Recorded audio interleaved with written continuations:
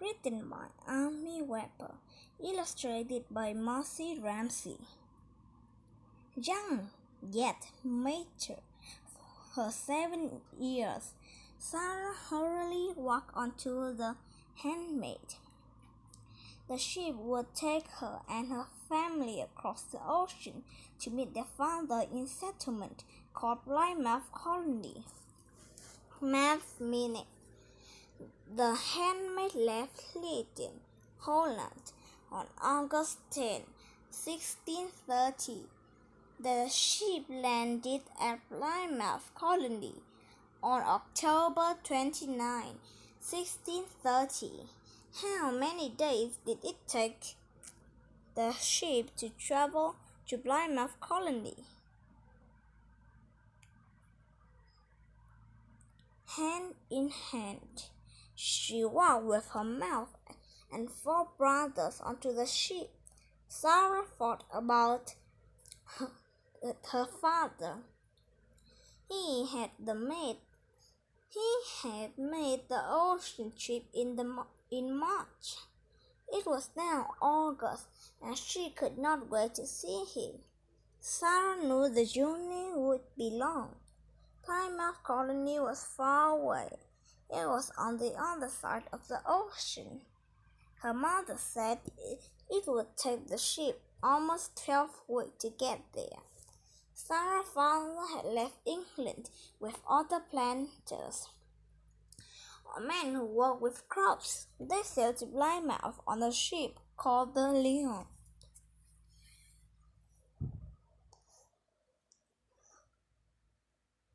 Sarah and her family were Puritans. They sailed to Plymouth, hoping to be free to follow their religion in England. They did not support many of the king's decisions, so the king did not support them. So they had left England to stay in Holland until they could make the journey to Plymouth.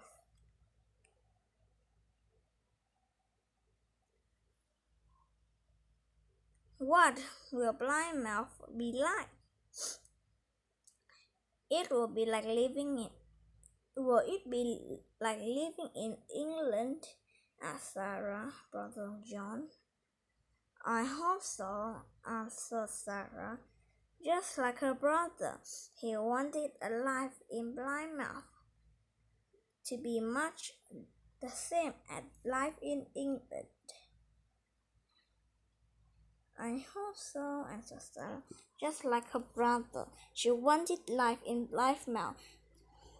Now, Sarah was sad to leave her friends Jane and Annie. She hoped she would make new friends in Plymouth, even though she had heard that only a few children lived there.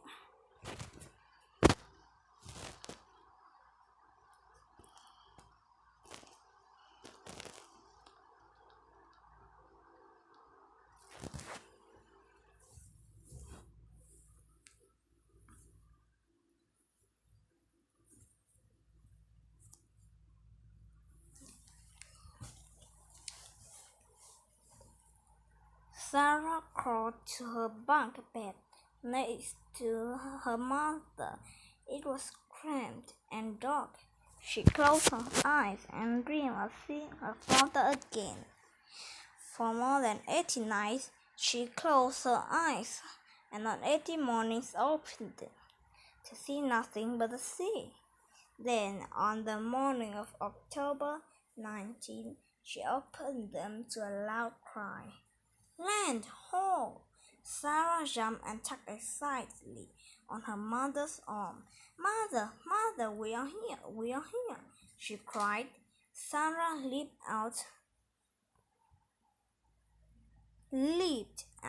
of her bed and charged out onto the ship's deck.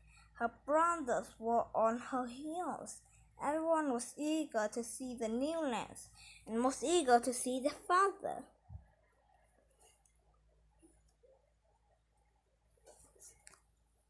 Soon the ship reached the rocky coast and pulled up to a dock in a small harbour at the edge of the settlement. Sarah stood on her tiptoes looking over the ship's side, searching for Doc for her father.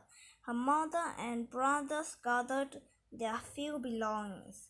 Everyone on their handmaid was tired from the journey, but they were all happy to be off the ocean and even more excited to join their loved ones.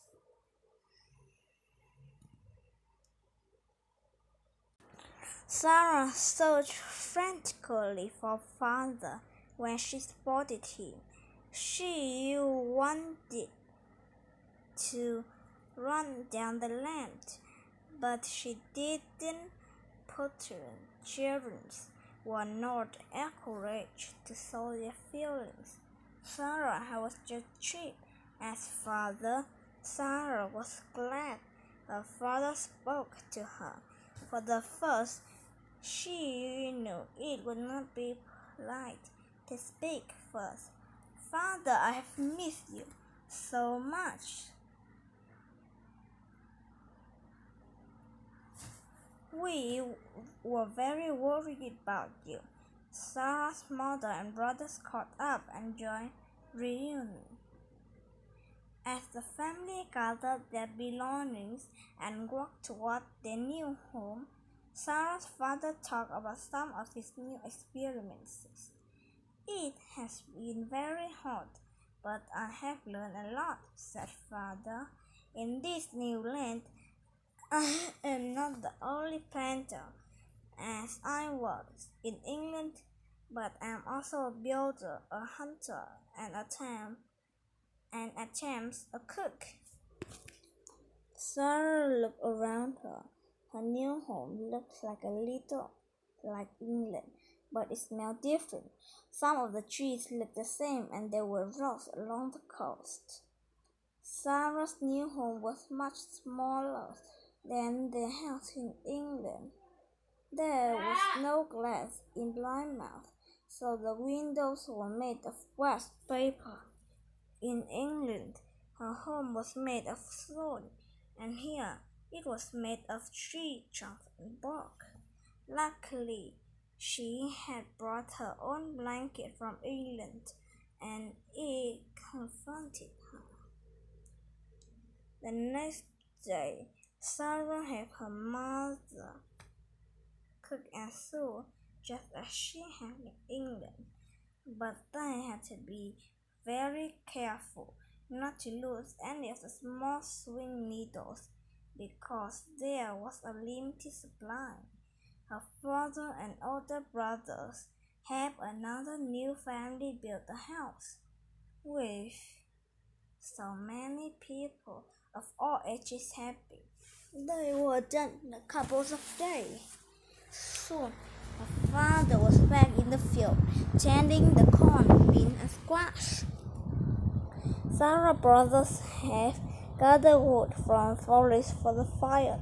They never had to do work that in England. When will we go to school as we did in England, father? Asked Sarah. We must sure that everyone in Plymouth is at home and food to eat. Until then, your mother will teach you. Sarah liked that. She thought that even though things were more different than alike between Plymouth and England, she was going to like living here.